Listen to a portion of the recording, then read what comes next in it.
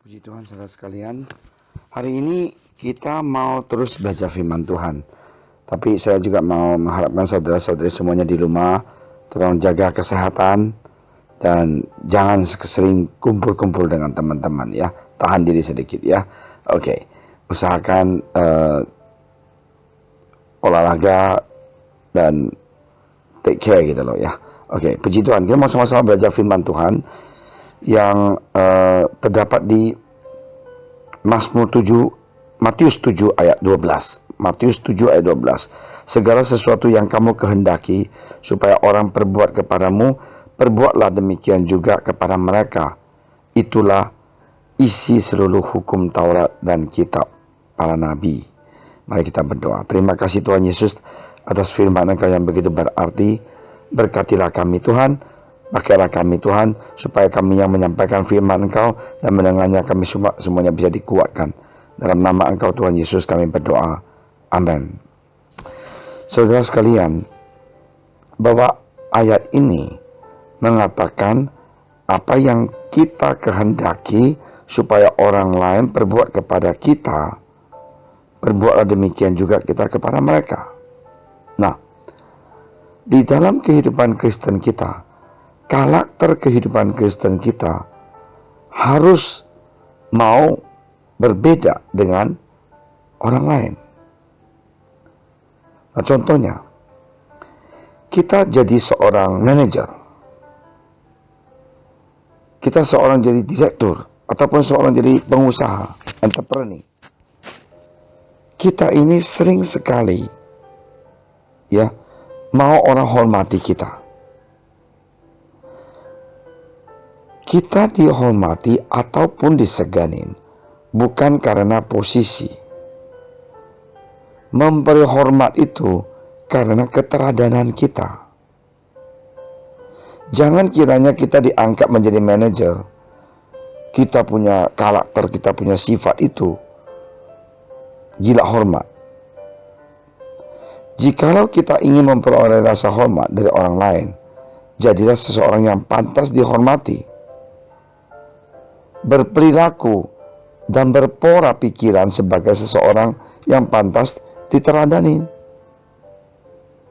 Jangan kita mau hormat, tapi kita mau hanya orang itu takut akan kita karena kita direktur.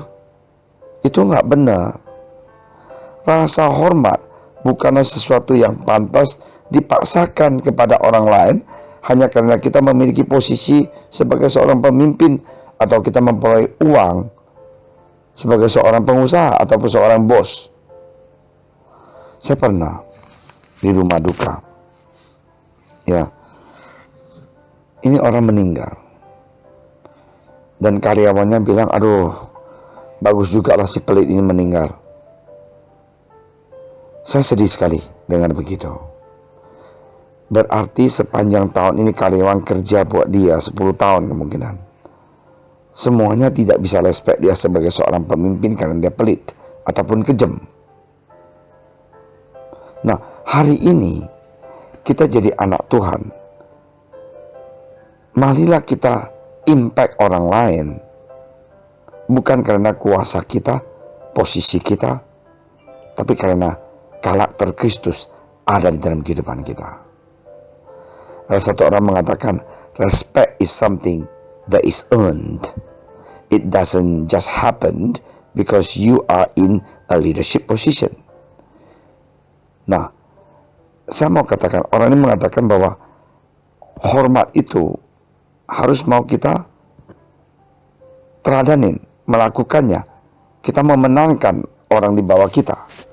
Bukan karena posisi kita. Bukan karena kita seorang pemimpin.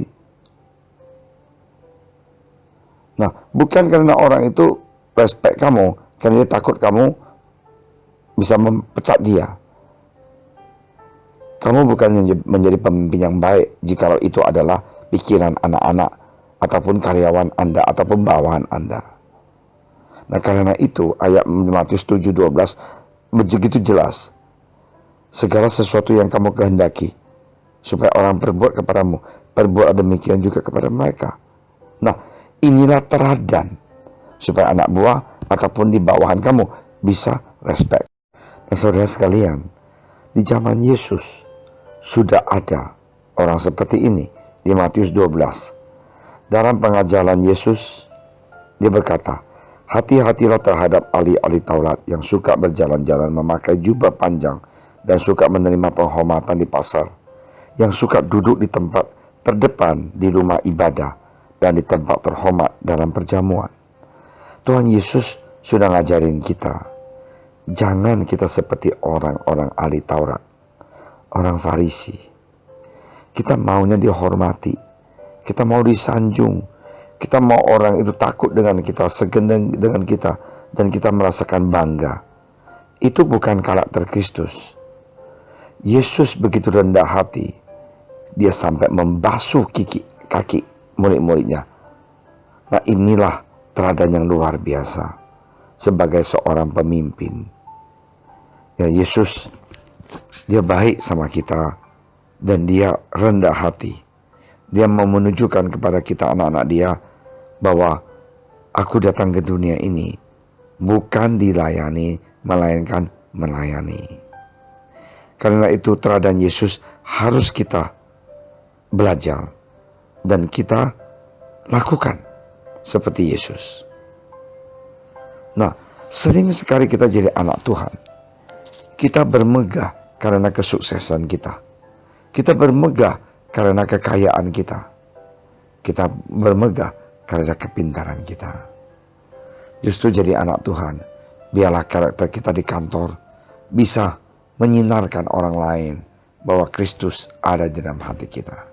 Kita sebagai seorang pengusaha, biarlah kasih Tuhan, biarlah kuasa Tuhan bekerja dalam hati kita, bahwa kolega kita, orang bisnis dengan kita, mereka tahu kita ini beda dengan yang lain. Hari ini saudara sekalian, marilah kita jangan menyerah. Kita mempunyai karakter yang baik seperti Yesus. Kita cinta Tuhan dan belajar sifat dia dan karakter dia. Di Yohanes 7 ayat 18, barang siapa berkata-kata dari dirinya sendiri, ia mencari hormat bagi dirinya sendiri. Tetapi barang siapa mencari hormat bagi Tuhan yang mengutusnya, ia benar dan tidak ada ketidakbenaran padanya. Ya, marilah kita ingat, jangan kita mencari kehormat di dunia ini.